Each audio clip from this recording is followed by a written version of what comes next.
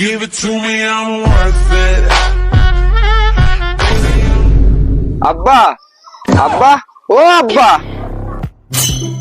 কি রে সুমন সওয়াল বেলার জন্য কোনো জায়গা যায় শান্তি নিচে নিয়ে যায় আব্বা আব্বা আব্বা আর মরিয়ে গেলাম। আব্বা তুমি শুনবা তো আমার কথাটা। কি কবি ক, আমার হাতে খুব সময় কম। আব্বা আমি একটা স্বপ্ন দেখেছি। কি স্বপ্ন দেখেছিস ক?